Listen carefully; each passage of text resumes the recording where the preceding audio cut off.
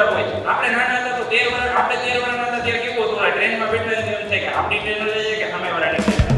અત્યારે આ બધું દુખે કોલેજમાં જાય ને એમ કે એના ભાઈબંધને વાત કરતો યાર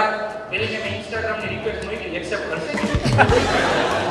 આયા પછી મેં એને હાઈ મોકલ્યો એ હાઈ સાથે જવાબ આપશે કે ભેગી સ્માઈલી આપશે અને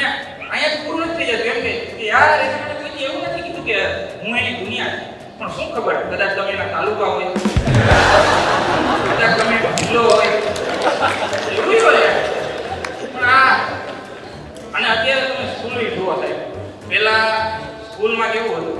કે ભાઈ તમને સ્કૂલની અંદર એડમિશન કરાવે એટલે સ્કૂલવાળા લોભામણી જાહેરાત શું આપે